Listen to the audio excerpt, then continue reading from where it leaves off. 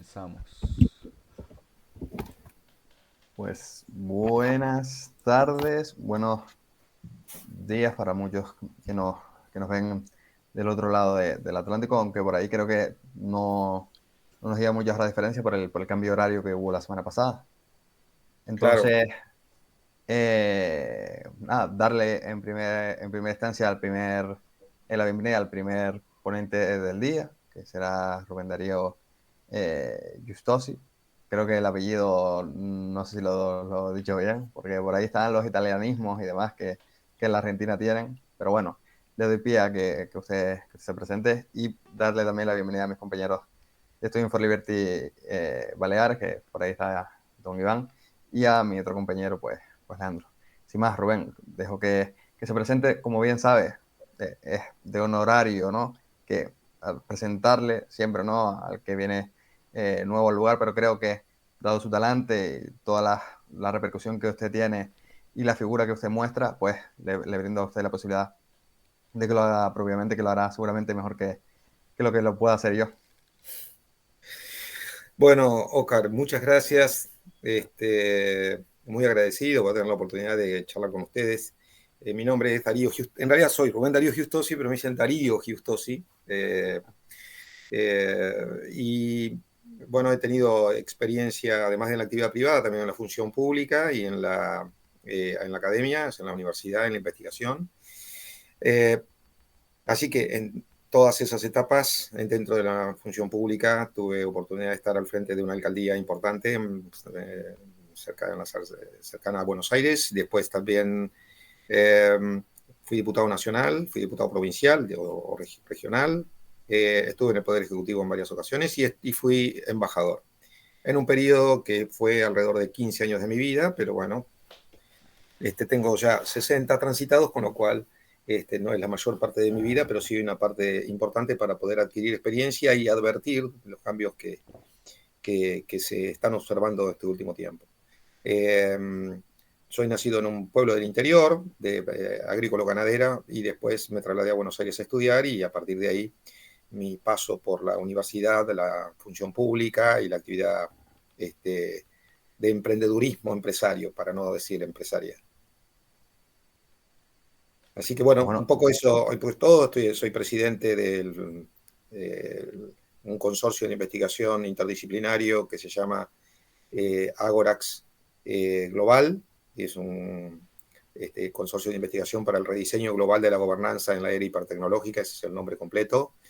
Eh, Estoy al frente de una diplomatura universitaria superior en la Universidad de Ciencias Empresariales y Sociales de la Argentina, universidad privada con 47.000 alumnos, con un montón de sedes, bueno, distribuidas por todo el país. Así que, bueno, al cargo de esa diplomatura y al mismo tiempo también de un instituto de investigación universitario sobre la misma temática, gobernanza y liderazgo en la era hipertecnológica.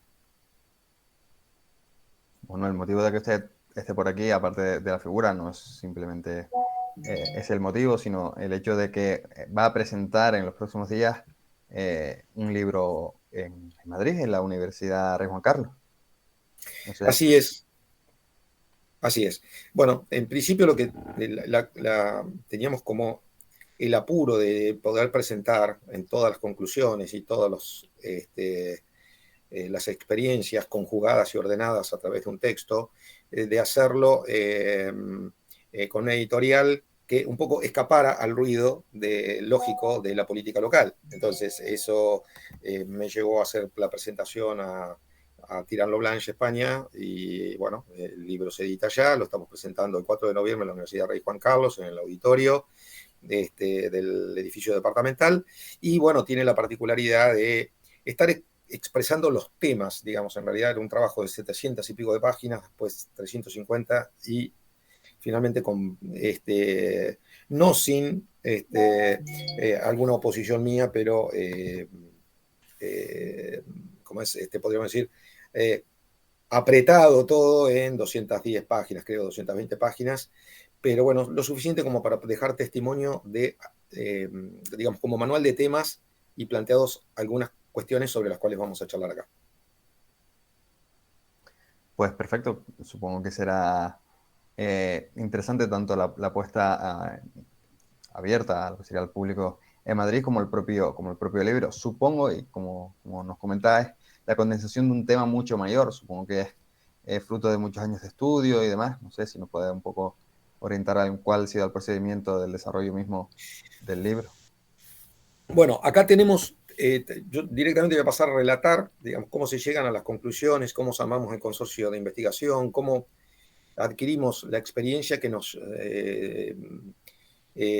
invita a presentar estas conclusiones. Primero, eh, yo a lo largo de mi vida universitaria y después en mi paso por la función pública, también en la actividad privada, eh, hubo un momento que hubo un cambio. Yo estaba como alcalde, como intendente, por lo tanto tenía un vínculo de cercanía con la población. Vi como que había un cambio de, podríamos decir, de estado emocional de la gente, que no tenía demasiado que ver con el momento particular del gobierno, ni con el momento de la Argentina, sino parecía algo que era externo, con lo cual me llevó a investigar el fenómeno, que era porque justo era coincidente con la aparición de la Internet y las nuevas y la aceleración y los nuevos métodos comunicacionales. Esto es comunicarse hasta ese momento, generalmente una comunicación física, directa, en donde entra mucho lo gestual, o sea, entran todos los sentidos, ¿no? No solo a través del audio, digamos, el habla, sino también el oído, el olor, o sea, uno en la comunicación no solo lo comunica a través de la tecnología de la palabra, sino comunica a través de los gestos, etc. Bueno, eso empezó a ser interceptado, podríamos decir, con una tecnología que simplificó la comunicación, la aceleró y creó, bueno, fijémonos cómo estamos hoy, imagínense, yo tengo 61 años, imagínense cómo era hace alrededor de mis 20 años o cuando yo tenía la edad de ustedes. O sea, para nosotros el fax fue una revolución tecnológica, digamos. O sea, entonces, ¿qué es lo que yo empecé a notar? Empecé a notar que especialmente la gente de mayor edad tenía dificultades para, podríamos decir, procesar el cambio que se estaba viviendo. Investigamos en momentos, fui el primer alcalde en ser recibido por el Papa Francisco en ese momento, porque le transmití por una carta de puñiletra mi inquietud por el tema de que, bueno, veía que había teníamos un debate digamos, con un amigo común, que era del judaísmo, pero era, bueno, amigo del Papa, y tenían debates teológicos y sobre distintos temas. Bueno, en definitiva, le dije lo que a mí me parecía, me dijo, ¿por qué no se lo contás? Lo escribís por una carta manuscrito, se le hizo llegar y me convocaron a una audiencia privada, y en donde en realidad ahí fue un poco un disparador para varias cosas, pero entre otras, yo recuperé lo que un poco había quedado en la universidad, en mi paso por la universidad, que es mi vocación explorativa, mi vocación, mi curiosidad por investigar, por saber, por aprender hacia dónde va el mundo, el futuro, etc. Yo estudié 4 años de ingeniería electromecánica y me recibí de ciencias económicas. Por lo tanto, digamos, siempre con una especie de autodidacta en el resto de los temas, ¿no? Especialmente vinculado a los avances científicos y el impacto del desarrollo tecnológico en cada una de las disciplinas. Entonces, cuando tuve oportunidad, siendo embajador, de tomar contacto con 44 representaciones diplomáticas de distintos países, me tomé el trabajo de tratar de ver por dónde estaba cada país. Y descubrimos que sin importar, digamos, si era del norte, del sur, si era un país rico o un país pobre, estaban todos interceptados por el mismo estado emocional, de cierta incertidumbre. Entonces, el cambio de época, podríamos decirlo, era el único dato común. Los demás eran datos como, bueno, había modelos económicos que atrasaban, modelos económicos un poco más modernos, y por lo tanto se podía distinguir que había países que estaban mejor su economía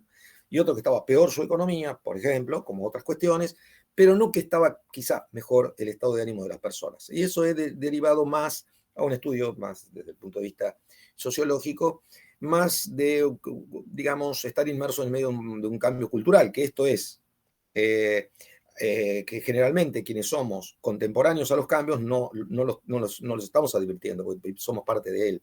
Ahora, por ejemplo, en este momento, ustedes creen que están sentados y parados y estamos con 0 kilómetros de velocidad, porque estamos sentados. visto desde otra perspectiva, en realidad estamos viajando a, creo, espero no equivocarme por mucho, en 190.000 kilómetros por hora. Porque estamos arriba de la Tierra, que se está trasladando en cambio velocísimo de posición y nosotros no nos damos cuenta. Somos contemporáneos a un cambio velocísimo y no nos estamos tanto dando cuenta. Los que se dan cuenta son los que tienen la capacidad, a lo mejor, de poder adelantarse y crear los parámetros, los paradigmas y al mismo tiempo los lineamientos de pensamiento que nos ayude a gestionar de la mejor manera de esa transición. Y un poco eso es lo que nosotros establecemos en el libro y lo que investigamos. Es decir, estamos frente a un cambio fenomenal, el más fascinante, sorprendente, abrumador, profundo, desafiante y también con riesgos de la historia de la humanidad. Nunca visto, no es comparable con los anteriores cambios de era. Hay como una repitencia de que los cambios de era han sido cada 250 años aproximadamente, el anterior de la era agrícola a la era industrial, pero bueno, justo después de ese cambio pasaron 250 años. Y aquí que en este cambio en particular lo que se rompe es cierta sinergia evolutiva entre, podríamos decir, el cambio que se da en términos físicos y el cambio que se da en términos mentales. O sea, cuando digo en términos mentales, en términos de conocimiento, en términos de expansión de las percepciones. Esto es sociedades que hoy no podemos comparar, digamos, lo que son hoy una sociedad hiperinformada, hiperestimulada. Hoy el hombre moderno multiplicó por 50 la cantidad de estímulos cognitivos y sensoriales de un hombre de hace 40 años atrás. O sea, 40, 50 años atrás. Entonces, multiplicar por tanto, esto significa que también nuestra propia biología está expuesta a un desafío importante. Por eso han aumentado, los datos que tenemos en la Argentina son el 38% de las consultas por trastornos de ansiedad, etcétera. Bueno, es porque hoy estamos atendiendo mucho más temas que lo que atendíamos antes en el mismo periodo de tiempo. Eso es una aceleración que nosotros denominamos aceleración exponencial. Entonces, un poco eso es lo que nos dispuso a ver, tenemos un fenómeno común, cómo se gestionan los cambios, qué pasa en todos los cambios. Los cambios de era siempre traen grandes cambios y profundos cambios en todo sentido. No importa si nacen desde una revolución política, nacen por la tecnología o nacen por un gran cambio económico, pero siempre son como muy vertiginosos y podríamos decir riesgosos o podríamos decir traumáticos para una comunidad.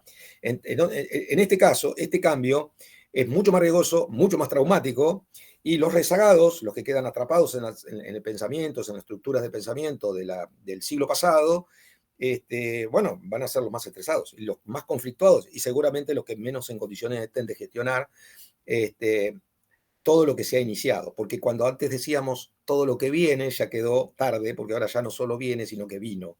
Somos parte de él. Sí, bueno, don Darío, quería preguntarle, estableció un gap, ¿no? Un espacio entre distintas revoluciones, alrededor de unos 250 años. Yo más o menos tengo eso estudiado porque estudio antropología. Y más o menos sí se suele dar un espacio, más o menos sí, 250 años, 220, pero bueno, jugamos en ese espacio, sí, sin más. Y quería preguntarle ahora, como bien comenta ahí, muy aceleradas revoluciones, ¿no? Revoluciones tanto tecnológicas como mentales. Y me gustaría saber, antes de que usted entre en materia como tal, ¿cuál es la causa última de que estas revoluciones se sucedan de manera tan rápida, ¿no? Tan vertiginosa? Sí. El ser humano, todo ser vivo tiene como algunas coincidencias bastante elementales, básicas, digamos, que es la vocación por permanecer en el tiempo y ampliarse en el espacio. Yo pongo ejemplos, yo tengo producción frutícola, agrícola, que yo, y te encontrás con que hay semillas que tienen púas para que cuando pasa el ganado por abajo, la semilla se engancha del ganado y viaja más lejos para poder reproducirse más lejos. O sea, un fenómeno de expansión en el territorio. Entonces, esta vocación por la expansión y permanecer en el tiempo de todo ser vivo, por eso la procreación, o sea, los árboles tienen semillas, los ovíperos huevos, los mamíferos crías. Entonces, esta vocación de permanecer en el tiempo, de ganarle al tiempo y al espacio, nos va dando siempre, o sea, a todo ser vivo, va dando, le va ampliando, le va, podríamos decir, poniendo, no sé si allá se dice, es común decir, acá es muy común decir, una zanahoria, ¿no? Un norte, un objetivo, un deseo de encontrar la forma de ganarle mejor al tiempo y de cubrir más espacio.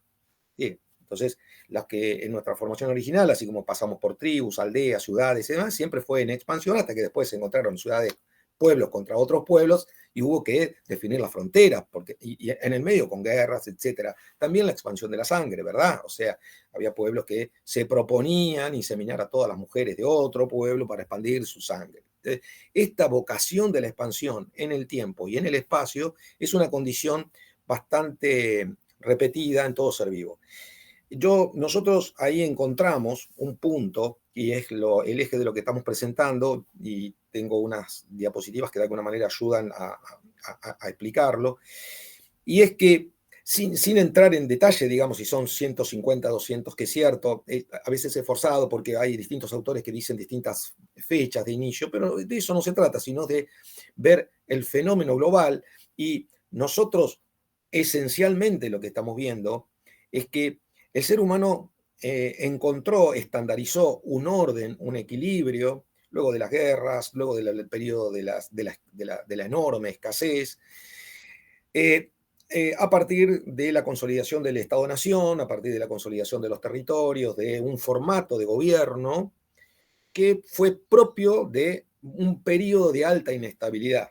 Ese periodo de alta inestabilidad, las comunidades le trasladaron, primero fueron emperadores, después fueron monarcas, le trasladaron la autoridad, le trasladaron la confianza de que pueda regir su destino y garantizar su estabilidad a un poder central. Hasta la era industrial, en donde ese poder central es el nacimiento, digamos, que acompaña del Estado-Nación. Ahora yo acá quería, y ahí tenemos una primera diapositiva que es la presentación de nuestro grupo de investigación. Hay una segunda diapo, que no sé si la tienen. Bueno, esa es la evolución, que siempre la evolución, aunque se dispare por el lado de la tecnología, también es una evolución que después impacta en lo político, en lo cultural, en lo social, en lo organizacional, etcétera. Incluso también, por supuesto, con una aceleración en lo biológico, ¿no? Con el concepto de, por ejemplo, de neuroplastía.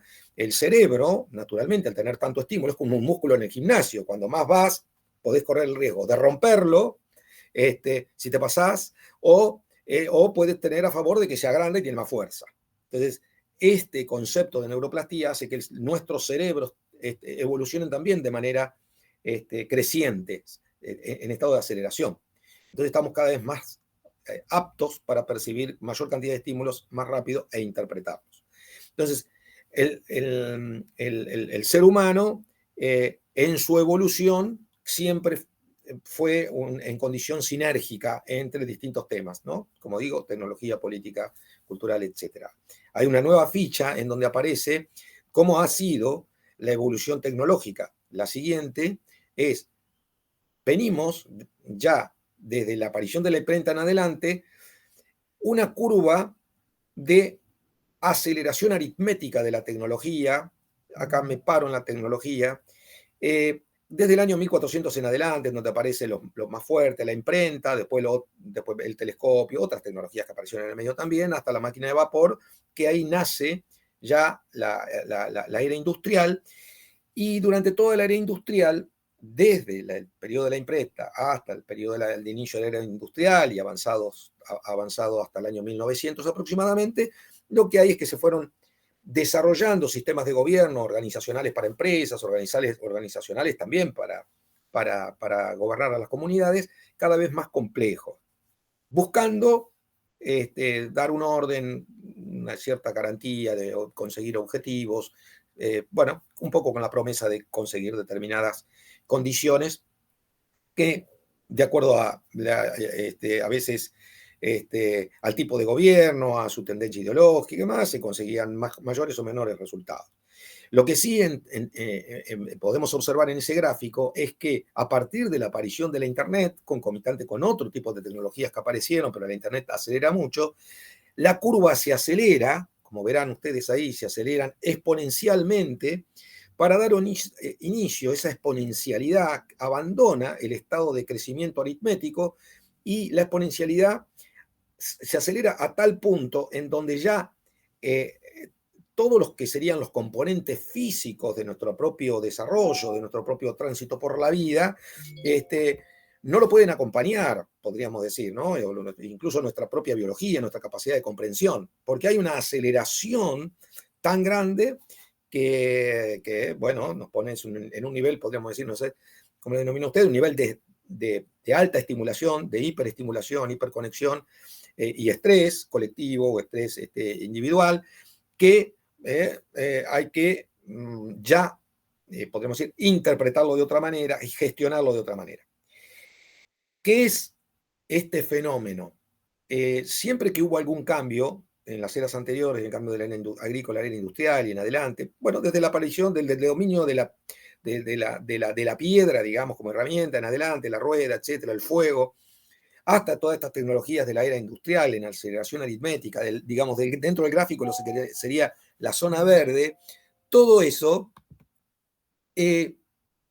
como ustedes verán, que nuestra capacidad biológica, de alguna manera, evolucionaba de manera acorde. O sea, no era la aceleración tan rápida como para que no nos diera tiempo a aprenderla. Por lo tanto, estábamos en condiciones de aprenderla, por lo tanto, de producir los cambios, de adaptarnos y ordenarla.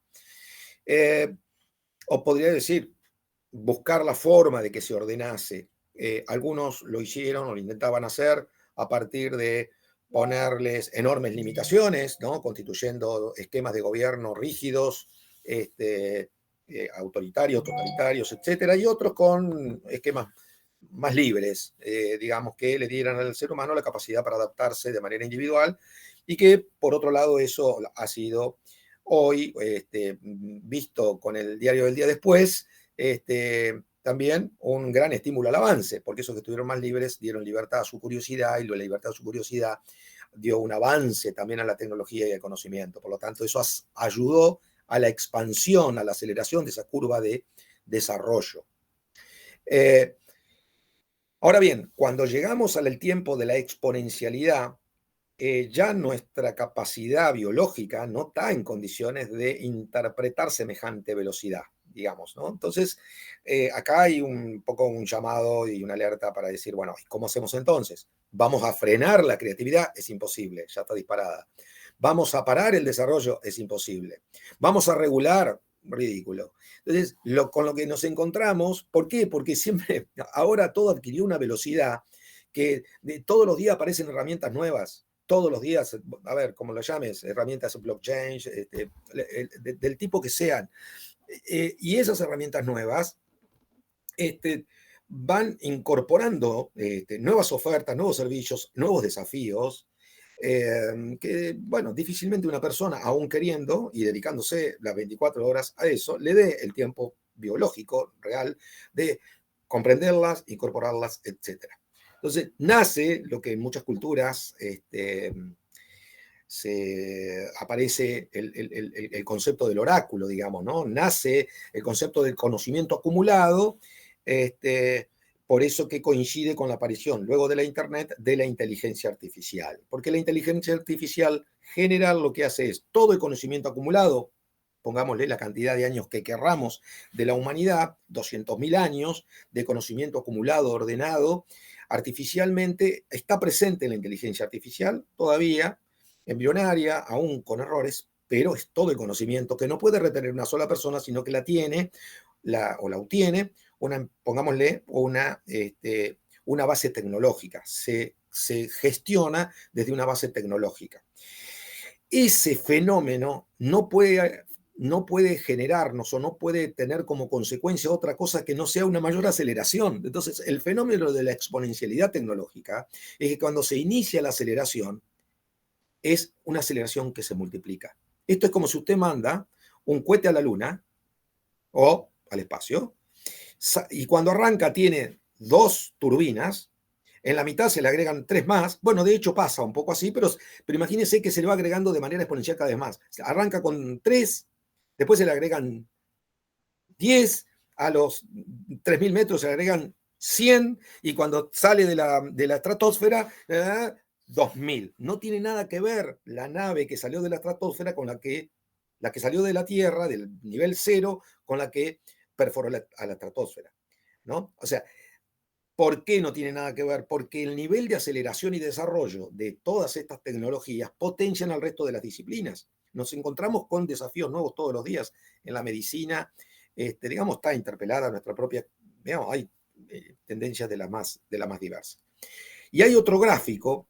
Entonces, este es un fenómeno central de este cambio de era. Por eso nosotros nos resistimos y estamos en contra. De hecho, Yuval Harari, en su libro Nexus, habla, no, perdón, el presidente del foro anterior, del foro de Davos, Jacob, no me acuerdo, por ahí lo tengo, ahí ya se los digo, dice algo que le dice cuarta revolución industrial. No, es la era hipertecnológica porque se dan dos fenómenos que rompen con el ciclo, los ciclos evolutivos, repetitivos, aritméticos, continuos, típicos de la era industrial. Acá se rompe, no hay repitencia, hay expansión. No hay una sinergia lineal, es multidimensional. Por lo tanto, no tiene nada que ver la era industrial con la era hipertecnológica. La era hipertecnológica, ¿por qué hipertecnológica? Porque no tiene que ver con una tecnología, sino como varias tecnologías confluyendo potencian otras tecnologías y otras disciplinas en los campos más diversos. Entonces, el cuadro siguiente presenta otro fenómeno que el ser humano, en esto que yo inicialmente explicaba, que era el de la expansión, el ser humano fue expandiéndose primero en el territorio, ¿no? como tribus, hasta que formaron aldeas, se encontraron con otros pueblos, otros tribus, otras aldeas, bueno, se pelearon hasta que se organizaron, hasta que se formaron las naciones, hasta que se definió cierta estabilidad mundial de posguerra con conocidos acuerdos de Bretton Woods, etcétera, tanto a nivel económico, político, etcétera. El ser humano ocupó, por lo tanto, en términos físicos, el espacio territorial compuesto por tierra, propiamente dicho, territorio propiamente dicho, las aguas, los mares, la navegación marítima, y el aire, a partir de la aparición de la aeronavegación. Siempre con distintos objetivos: comercial, militar, geopolítica, geoestratégica.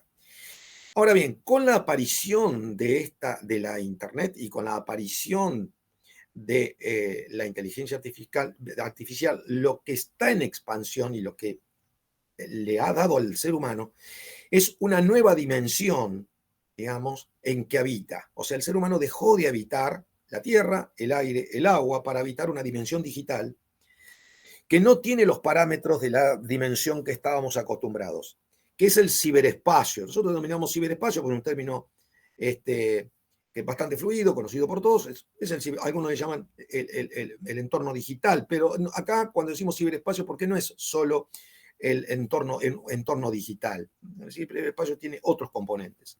Pero simplificando, el ciberespacio digamos, ¿qué hace? Es una instancia que no respeta fronteras, que es ilimitada, que es, podríamos decir, casi infinita, si bien todavía no es infinita, pero tiende a serlo, y no es ilimitada del todo porque transita a través de las redes satelitales que son ondas electromagnéticas que transitan de nodo en nodo, que son esos puntitos brillosos que ven, serían los satélites, y que a través de nuestros dispositivos, los que están las bases en tierra, etcétera, bueno, se forman redes por las cuales transitan los datos. Así como la era industrial o la formación de los imperios, etcétera, aparecieron las rutas marítimas, y los puertos cumplían un rol estratégico, geopolítico. Bueno, hoy los satélites y las redes satelitales cumplen un rol geoestratégico y serían lo que eran los puertos en la era industrial. Con una diferencia: los puertos estaban en un territorio que tenía dominio territorial y que eran parte de que tenían una autoridad. Era un emperador, o era un monarca, una monarquía, o era, en este caso, los estados modernos, un gobierno, un estado. en el puerto que pertenece al Estado, o aún perteneciendo a un privado, se sabe que pertenece a un privado.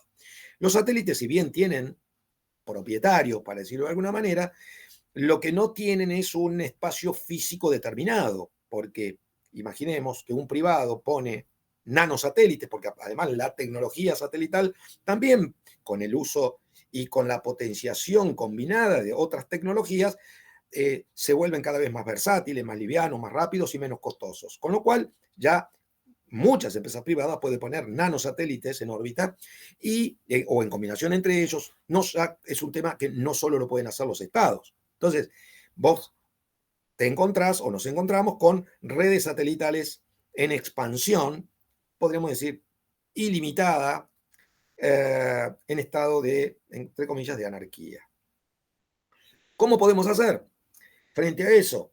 Por ahora nosotros decimos, tengámoslo en cuenta, hay una dimensión en que el ser humano ahora no solo se comunica, porque creemos que la tecnología es una herramienta solo de comunicación, ya empezamos a advertir después de la pandemia que no es solo de comunicación, y han empezado a aparecer servicios que los presta, y empezamos a sentir que los presta de manera mucho más eficiente y a menor costo que algunos que prometió el Estado-Nación, digamos, del área industrial.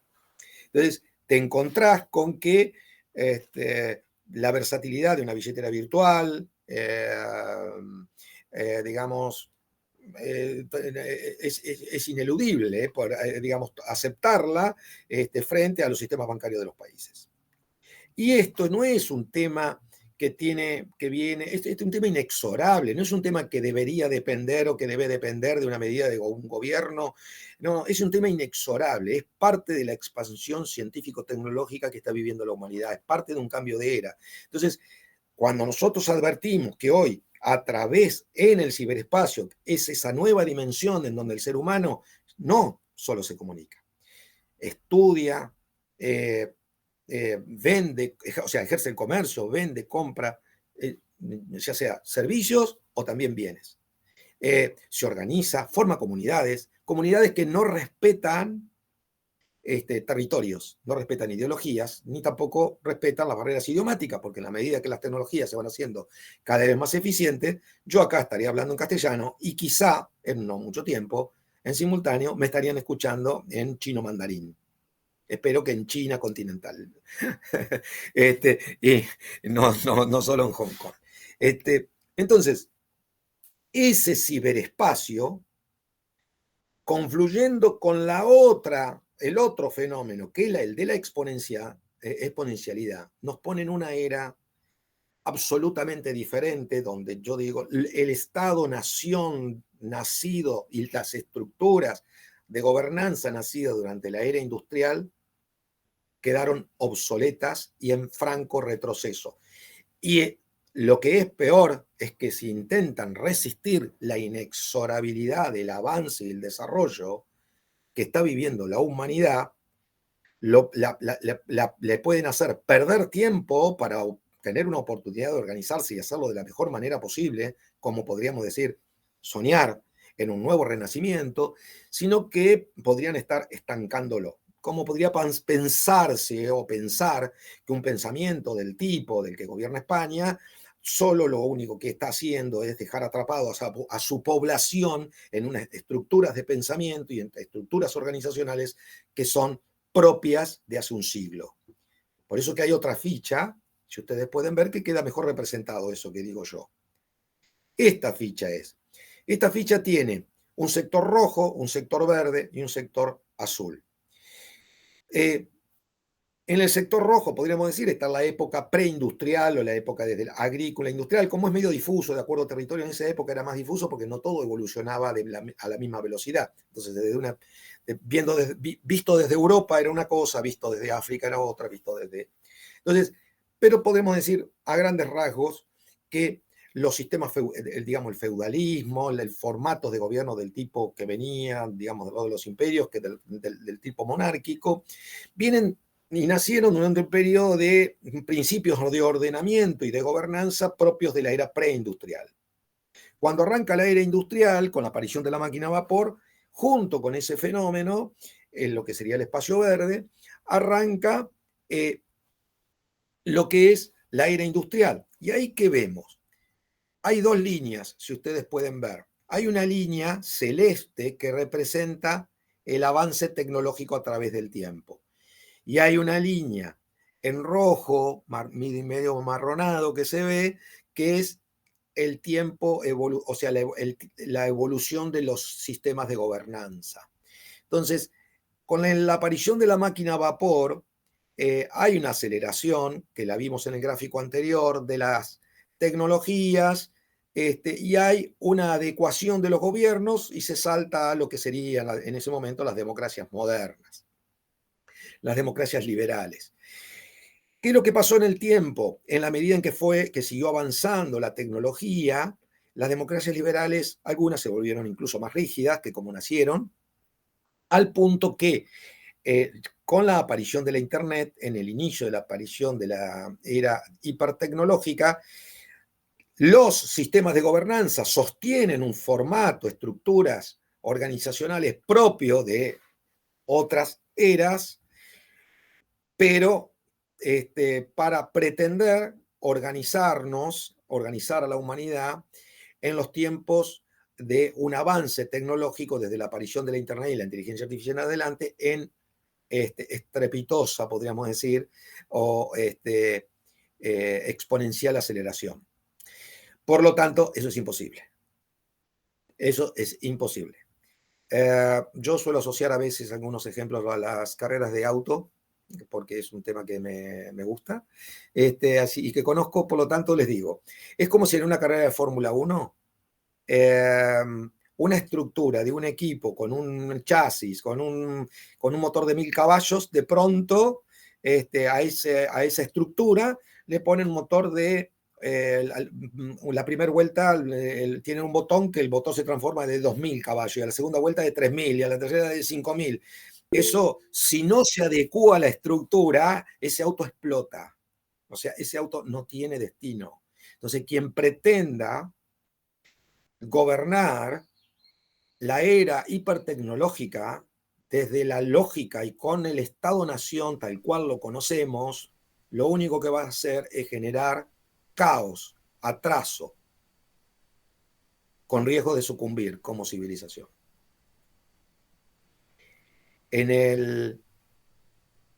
Creo que ya, no sé si hay otra diapositiva, pero a ver, eso es lo que trata este libro, pero podemos volver a la diapositiva anterior porque había en esa diapositiva queda claro el gran desafío que nosotros presentamos estos temas en el libro. El gran desafío de esta época es, no basta con decirlo. Tenemos que difundirlo, hay que militarlo. Bueno, yo un poco he dejado de estar en la función pública y no quiero tomar filiación partidaria porque quiero tener la libertad de poder dar el debate en el lugar que sea y decirle a los líderes que atrasan, que no solo atrasan, sino que aun cuando tengan buenas intenciones, porque pueden ser muy buenas personas, pero es peor un equivocado que un malo en estas circunstancias. Entonces, si nosotros tenemos que un equivocado, pongámosle que además puede ser las dos cosas, equivocado y malo, pero que un equivocado que atrase en esta época no es como aquel que atrasaba, que no creía en la rueda en la edad de piedra, o no creía en el fuego y decía, no, porque con el fuego, cuando nacen las herramientas de fuego utilizadas para la guerra, con el fuego nos vamos a matar todos. Y no sucedió. O cuando aparece la máquina a vapor, con la máquina a vapor vamos a quedar todos sin trabajo. No, al contrario, amplió la frontera productiva y por lo tanto amplió la cantidad de alimentos disponibles para la humanidad. La humanidad empezó a resolver una de sus principales angustias, que es la escasez alimentaria. En esta era, en este tiempo de avance, en esta era hipertecnológica, tendríamos la capacidad de poder resolver nuestra sustentabilidad planetaria, siempre en lo que está a nuestro alcance, y también anticiparnos a cualquier riesgo de alguna contingencia de alcance cósmico y podernos anticipar. Pero para eso no hay que detener el desarrollo, sino que hay que conseguir lo que sea sin demasiados trastornos y no perder tiempo en el debate, porque el desarrollo va a existir igual. A ver, yo les quiero poner un ejemplo, 2 o 3 ejemplos. creo que la inteligencia, bueno, ChatGPT se transformó en, podríamos decir, la inteligencia artificial más popular, pero entiendo yo que hubo, quizás no sea muy preciso en el valor, pero anduvo en alrededor de 1.200 millones de dólares, se dice, la inversión que tuvieron que hacer para llegar a esa herramienta. DeepSeek, de China, dice que lo hizo con 5 millones de dólares, cosa que no fue cierto. Y las investigaciones indican que fue alrededor de 57 millones de dólares. Ahora, fíjense la diferencia entre 1.200 millones de dólares y 57 millones de dólares. ¿Qué significa esa diferencia? ¿Cuántos empresarios hay en España que tienen 1.200 millones de dólares disponibles para tirar o para experimentar con la inteligencia artificial? No muchos. En ningún lugar del mundo hay muchos que tengan la capacidad de experimentar, podemos decir, vamos a ver qué pasa y vamos a poner 1.200 millones de dólares. Ahora, 57 millones de dólares hay en todos lados. Por lo tanto, la exponencialidad, dada la fragmentación por el abaratamiento de los costos, solo nos invita a una mayor aceleración del desarrollo. Por lo tanto, es inexorable. Y además, hay un fenómeno nuevo que yo estaba de diputado nacional, quiero comentarles. Yo había ido formado parte de una misión a Washington. En ese momento la Argentina había sido embargada, entre otras cosas, por tantos desaciertos en materia económica. Pero bueno, yo acompañé una misión de legisladores a Estados Unidos ante el Banco Mundial, Fondo Monetario Internacional, Departamento de Estado, al Capitolio, fuimos a la Cámara de Representantes, por supuesto al Senado. Y un grupo chico, selecto, de autoridades de Cámara y algunos economistas. Entre ellos, el actual ministro de Regulación de la Nación Argentina, Federico Sturzenegger, que entiendo va a estar por España el lunes próximo. Bueno, ¿qué pasó en ese momento? Yo no entendía bien el fenómeno de las criptomonedas, del Bitcoin, y consulté, y bueno, se armó un poco de debate. Algunos decían, bueno, no, esto es una burbuja. Yo no recuerdo lo que valía esa burbuja en ese año, que creo que fue el año 2014, año 2015, pero fíjense cuánto vale la burbuja esa hoy. No solo no fue burbuja, sino que pasaron 10 años y aquellos estados que quisieron combatirla terminaron invirtiendo en ella. Entonces, a mí me llamó mucho la atención, porque yo era parte de los que creía, yo soy, en mi forma de vida cotidiana, soy bastante analógico, pero no quiero, no le hago una trampa a mi mente y la encorseto dentro de una estructura obsoleta de pensamiento. La libero en función de pensar qué es lo mejor para la humanidad y qué es lo mejor para mis pares, porque tengo un sentido, podríamos decir, humanitario de la vida y creo en que la mejor manera de pensar en los demás es no quedar atrapado en estructuras de pensamiento, sino dejar liberada la intuición, la curiosidad, la investigación, el aprendizaje. Y me encontré con que, porque yo qué pensé ahí en ese momento, dije, bueno, es una moneda, la moneda la crean los estados, ¿no? La moneda la crean los estados. Bueno, dije, no, pero esta no la creó un estado, por eso se va a caer. Bueno, yo dije, bueno, me convencieron, se va a caer. Pasaron unos años y no se cayó. Qué pena que me convencieron, ¿no? Sí, yo también me estoy arrepintiendo más que ustedes. Porque yo no lo analicé como fenómeno económico, lo analicé solo como fenómeno tecnológico y político.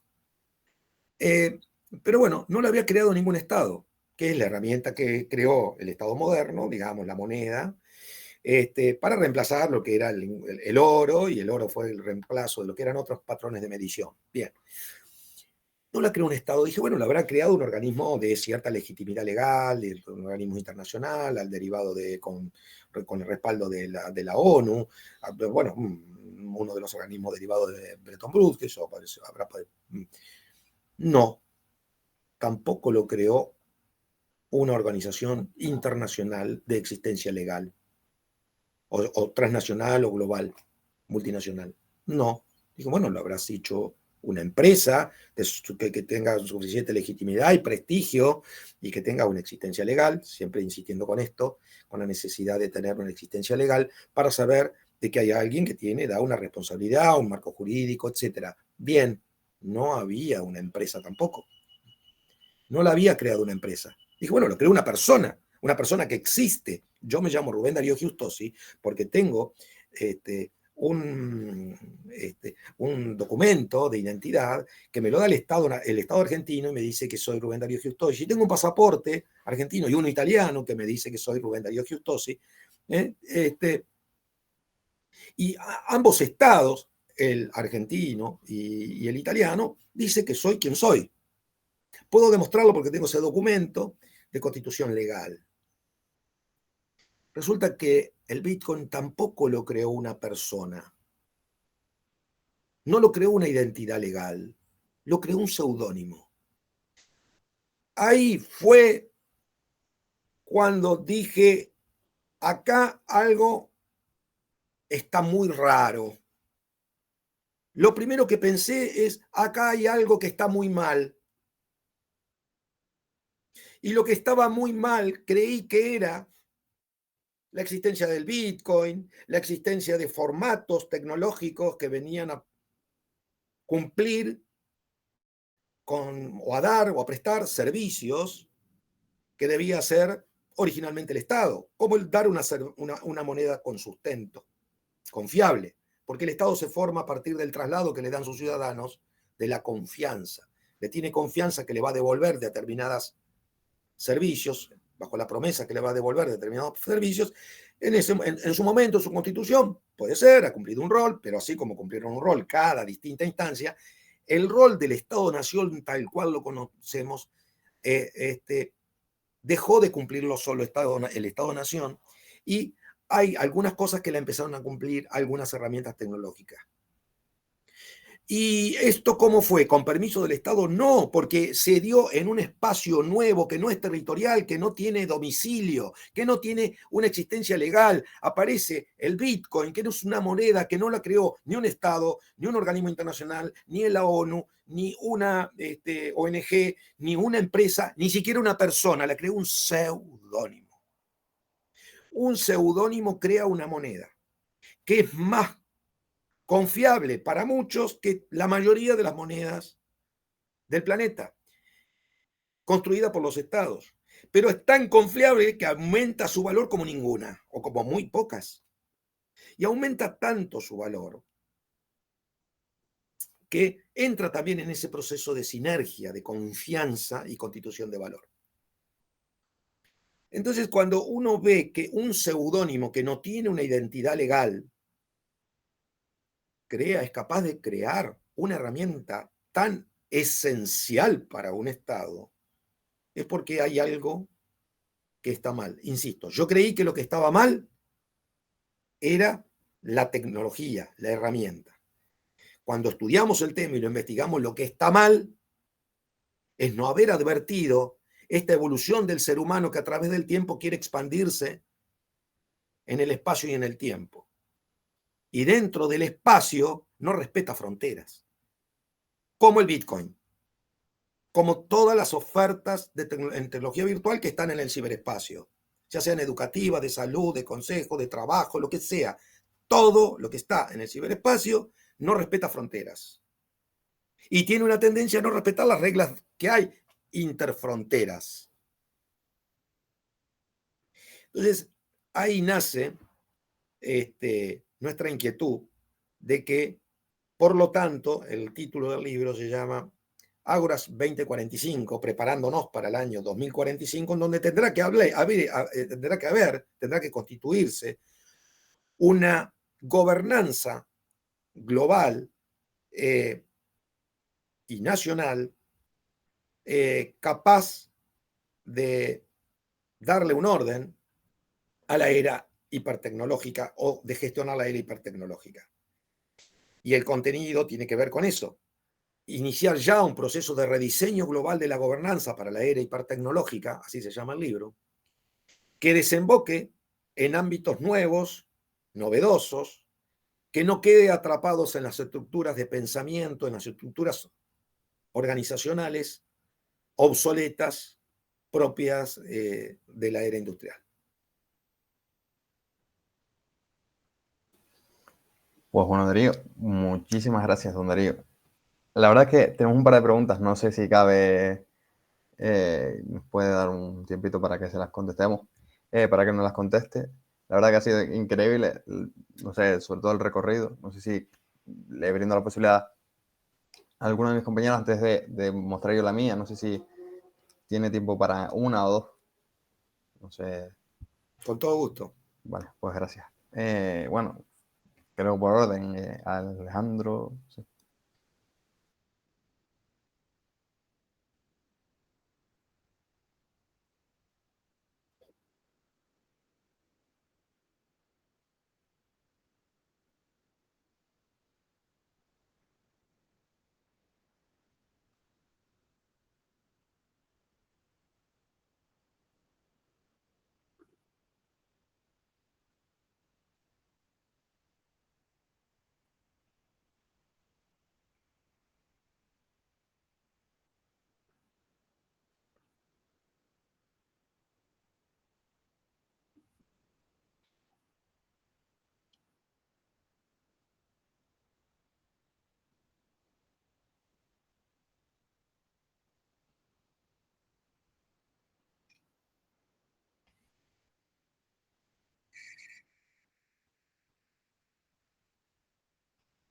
Sí, yo creo que es central y no sabemos a dónde va a ir.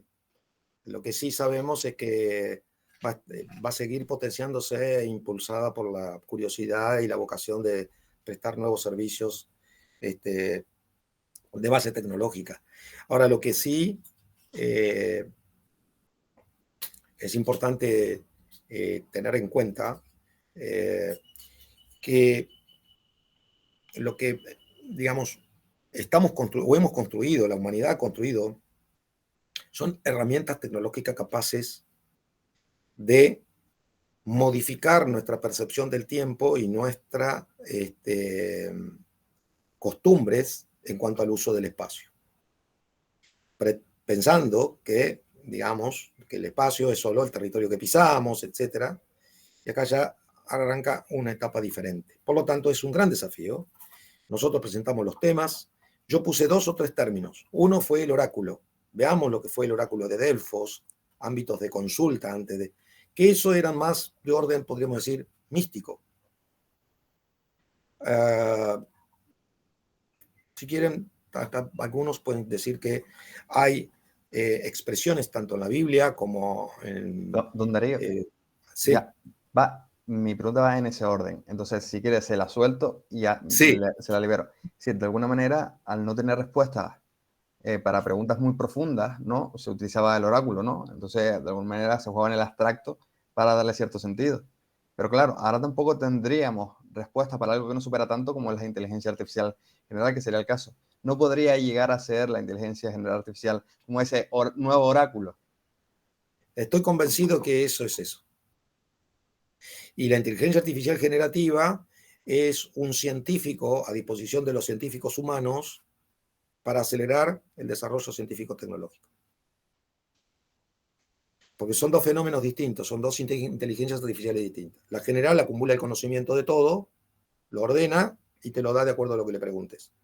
En cambio, la generativa tiene parámetros más encorsetados y genera en función de, así es como lo conocemos acá, ¿no?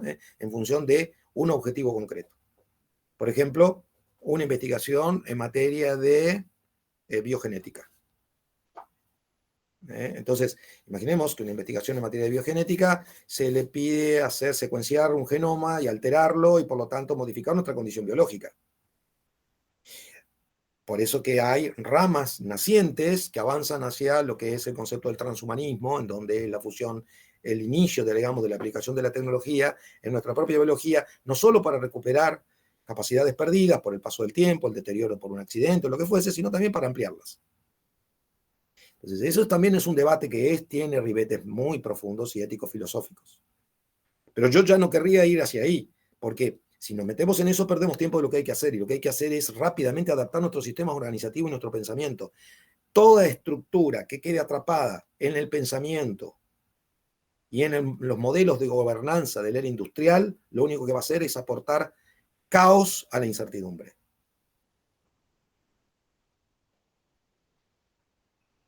Bueno, Iván. Felicidades, pues me ha encantado la explicación. Y la verdad es que tendría varias preguntas y comentarios, pero hay algo que me gustaría exponer un poco para después poder preguntar. Al fin y al cabo, desde la hiladora de Jenny hasta 50 años después, cuando ya llegó la automática, hubo un proceso de cambios enormes, ¿no? Unido también al tren, a la vez la máquina de vapor. Tantísimas cosas en circunstancias afectaron y formaron parte de la primera revolución industrial, ¿no? Y realmente, en cierto modo, es lo que estamos viviendo ahora. Quiero decir, sé que nos sentimos que estamos en el momento más avanzado, pero realmente hace apenas 30 años que estábamos cargando, o 20 años que estábamos cargando GIF en el navegador de Internet, pasamos a sistemas de mensajería, vídeos en YouTube, y ahora estamos hablando de inteligencia artificial, como quien dice, mientras estamos empezando a hablar y experimentar con primeras baterías de silicio, dispositivos como Neuralink y un montón de cosas que están en paralelo que alcanzan las dimensiones de esta revolución a cosas que incluso creo que no podemos imaginar aún, que hacen que todo sea muy, muy complicado en el futuro. Quiero decir, los luddistas, por ejemplo, llegaron cuando al fin y al cabo había revolucionado tanto el tipo de sistema del sistema de organización que al final hizo que se perdieran tantos puestos de trabajo que se creara un movimiento en contra, ¿no? Lo mismo creo que puede pasar potencialmente con la IA, aunque eso obliga a la destrucción creativa, como diría Schumpeter, a realmente inventar nuevas formas y descubrir nuevas formas en las que podemos servirnos los unos a los otros. Pero claro, lo que no me había planteado hasta ahora es ya no solo en el momento, y por eso me ha encantado muchísimo esta explicación, ya no solo cómo los gobiernos se adaptan a incorporar esta inteligencia artificial y regularla, o al menos no intervenir mucho, como pasa en Europa, sino lo que en parte explica, en lo que he visto en varias entrevistas, el concepto de pensar en una organización más allá de eso, ¿no? Y pensando en eso, y sobre todo con el ejemplo que ha puesto sobre Bitcoin, al fin y al cabo Bitcoin funciona, a pesar de lo que he explicado, de lo sorprendente que es, porque las reglas están muy definidas. Quiero decir, aunque haya un seudónimo, sabemos la cantidad de monedas que se emitidas, sabemos cómo están las reglas realmente marcadas, cuánto puede pasar, y la confianza no es tanto en el seudónimo ni en el gobierno, sino en que las reglas del juego están marcadas y la confianza se basa en que todos siguen las reglas. ¿Hasta qué punto, si lo que queremos es eso, definir esas reglas a nivel mundial, hasta qué punto podemos definir esas reglas ahora mismo y cómo las podemos ir adaptando en función de todas las novedades que irán veniendo? Porque entiendo el punto de querer precisamente cambiar el marco, pero a la vez hay un marco que va a evolucionar tanto que tampoco lo estamos viendo bien. Entonces es complicado, ¿no? Bueno, lo primero que creo es que lo que no puede haber es el terrible desacople que hay entre la visión y el tránsito y la dinámica de desarrollo de podríamos decir, los líderes tecnológicos y el atraso y la ignorancia de los líderes políticos. No puede haber de semejante desacople, porque una cosa es estar discutiendo si hay que tener más o menos regulación, si hay que tener más o menos, pero otra cosa es no entenderlo, no ver el fenómeno, que es lo más grave, porque cuando uno no ve el fenómeno, no ve el tsunami, y esto no es un tsunami de agua, esto es invisible, avanza todos los días. En este momento estamos viajando a 190 y pico mil kilómetros por hora y no nos damos cuenta. Y ese es el nivel de velocidad que tiene nuestro avance científico-tecnológico en la humanidad. Yo digo, si queremos regularlo, va a ser muy difícil porque vamos a llegar tarde. Yo fui diputado nacional. Nuestros congresos funcionan por periodos y con sistemas de comisiones. ¿Cómo se crearon? Se crearon nuestras democracias modernas en un periodo en donde la toma de decisiones se debatía en periódicos, a veces quincenales, semanarios, y hasta a veces, finalmente, después diarios, pongámosle. Pero eran en ese momento donde nacen básicamente entre los años en el siglo XIX. Entonces, ¿qué tenías? Tenías que el debate de las comunidades para dotar de consenso a una determinada medida, o sea, se formaba el consenso de una comunidad, llegaba a través de sus representantes a un congreso y se determinaba la norma. Salía, se aplicaba y llegaba en el tiempo físico, en términos sinérgicos, en que se había construido ese consenso, o sea, ese deseo. El deseo de la comunidad se transformaba en norma en el mismo tiempo y la llegaban a percibir. ¿Cuál es el problema de hoy? Transportémoslo. Tenemos el mismo sistema de gobierno. Yo era diputado nacional mientras existía el Bitcoin. Y ese sistema de gobierno se creó porque los diputados nacionales venían en carreta desde el interior, y el exterior, un país, la Argentina es un país grande, tardaban meses en viajar. Entonces, para cuando llegaban, en el siglo XIX, bueno, el debate no, la evolución del deseo y del estímulo de cambio de nuestras comunidades no era tan acelerado. Las demandas de nuestras comunidades no porque no existiesen, pero no eran tan aceleradas. Había tiempos de espera que era un tiempo de espera que iba en sinergia con nuestra propia evolución. Entonces llegaban los diputados, lo debatían, se debatía en comisión, se hacía la ley y se aplicaba el resultado. Eso durante la era industrial más o menos funcionó. En la medida que se fue acelerando por la aparición de la tecnología, como bien decís, esa aceleración fue en aceleración exponencial. Al ser exponencial, el tiempo de desacople entre la velocidad de demanda de sociedades hiperestimuladas e hiperconectadas nunca puede ser gestionada por formatos de gobierno que siguen a la velocidad de la era de las carretas, esperando que vengan los diputados a debatir en una comisión para producir un resultado de representantes que, cuando fueron votados, representaban un pensamiento de una comunidad que quizás ya cambió 10 veces de posición. Tenemos democracias representativas, que es el formato, podríamos decir, que era el formato menos imperfecto que podíamos tener para dotarle de legitimidad a las decisiones en los gobiernos. Pero eso ya está dista de ser eso, porque los representantes ya nunca podrán representar el deseo que está evoluciona y cambia de sociedades hiperconectadas e hiperestimuladas a la velocidad de la era hipertecnológica. No podemos pretenderlo. Entonces, quizá acá haya que ser creativos, y un poco nosotros yo invito el libro es una expresión de motivos y una presentación de temas en áreas que es decir, bueno, rápidamente al estado existente, dejémonos de bromar, pongámosle, constituyámoslo, démosle las herramientas para que rápidamente haga participar a la sociedad para ir dando, digamos, podríamos decir, haciendo, bueno, Estonia un poco avanzado en ese sentido, dándole una mayor legitimidad a su toma de decisiones. Pero no lo hagamos de tener en formatos organizacionales o regulaciones propias de la era industrial, porque quien fue electo representante, vaya a saber qué cosa representa para el momento que se llega a debatir. No tiene nada que ver con la sociedad con la que se va a encontrar. Por lo tanto, ese desacople hace que esos sistemas de gobierno están obsoletos y no sirven para encontrar soluciones. Hay que modificarlo. Por lo tanto, hay que modificar el Estado-Nación, constituir un ciberestado-nación que incorpore. Yo digo, a ver, primero, modernizarlo, alivianarlo, hacerlo eficiente y dar capacidad de respuesta, que no esté en lugares donde no tiene por qué estar. Que haya máquinas donde tienen que haber máquinas. Si reemplazan al hombre, no veamos que no va a haber trabajo, veamos que en una de esas va a haber más tiempo. Por imperio de la tecnología quizás se reduzcan las horas laborales. Veamos cada área, eso no lo sabemos. No podemos anticipar y creer que vamos a encolumnar un desarrollo a semejante velocidad a partir de reglas.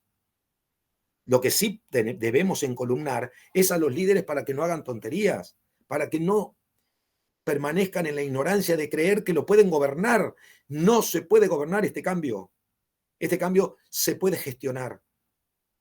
Y creo yo que esa gestión debe venir de la mano de un órgano de regencia global, de raíz colaborativa internacional, en donde no solo participen los líderes, por ejemplo, los integrantes del Consejo de Seguridad. También tienen que estar los líderes tecnológicos. También tienen que estar quizá los líderes religiosos. Yo veo, por ejemplo, al Vaticano en su área de inteligencia artificial mucho más avanzado que los propios líderes políticos. ¿Cómo puede ser? Una institución tan tradicional, tan asentada, podríamos decir, si uno sigue a lo largo de la historia, dice, no, sí, cómo no, claro. La Iglesia Católica ha estado avanzada en muchas oportunidades y ha estado a la vanguardia, por ejemplo, en las universidades del pensamiento académico. Ahora bien, ¿tienen que estar en la mesa? Sí, no pueden debutir a través de los medios. Hay que tener un ámbito para que empiece a producir una agenda. Nosotros decimos ya en el 2030, hay una agenda, en el libro presenta una intención, una agenda de trabajo, 2030, acuerdo de Bretton Woods 2. Creemos las condiciones sobre una base colaborativa de trascendencia universal para, podríamos decir, después cada uno de acuerdo a su cultura, porque no es lo mismo cómo se puede interpretar, cuáles serán los modelos éticos filosóficos en Oriente que en Medio Oriente que en Occidente. No va a ser lo mismo en China, va a ser lo que en Emiratos Árabes Unidos o en Estados Unidos, en Europa o en Argentina. Pero como esto ya trascendió el marco de lo nacional, tiene que tratarse de manera global, por favor, tiene que tratarse de manera global. Tiene que existir un ámbito de regencia global que sea capaz de crear las condiciones para que después cada uno vaya modificando y adecuando su sistema de gobernanza a la nueva era, a la era hipertecnológica. Pues muchas gracias, don Darío. Creo que cabe un poco a debate y en otra ocasión pretendemos traerlo para ver si se descentraliza o se centraliza esta visión que nos muestra y por lo tanto no me queda otra que invitarle a que se pase por aquí en otra ocasión.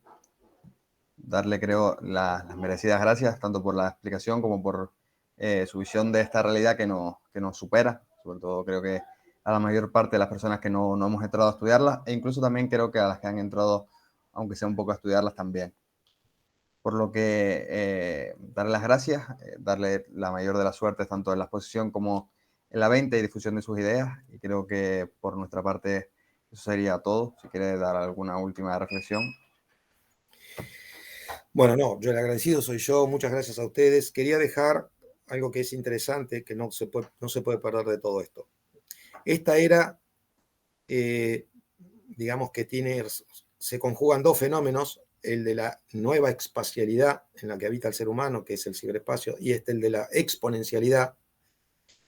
Tenemos una circunstancia, es la era del empoderamiento individual. O sea, hay un libro que se llama El individuo soberano de Davidson y Reg Moore. Creo que fue escrito en el año 2020, 2022. Después se los pasaré, a buscarle paso.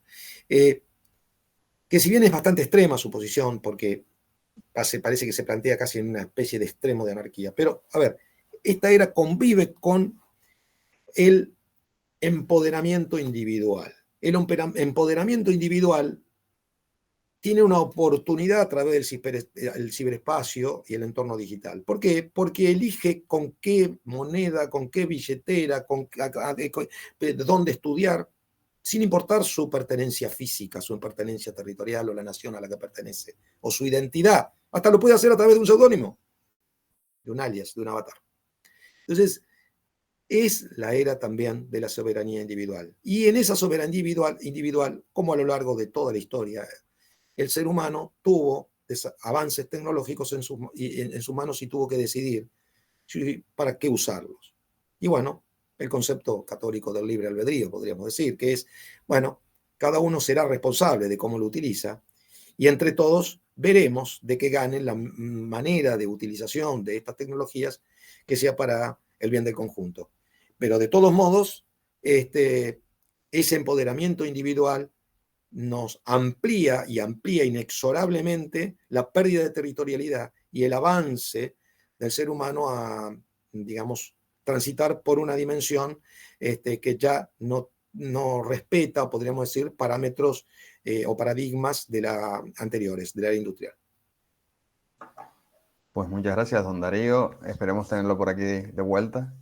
Y es un placer. Espero que por los madriles, que suele decir, tenga toda la suerte del mundo. Y Bueno, le esperamos. Gracias. Muchas gracias. Bueno, estaré Muchas con gracias. ustedes. Muchas gracias. Muchas Bueno, gracias. que tengan buen día. Adiós. Adiós. Un placer.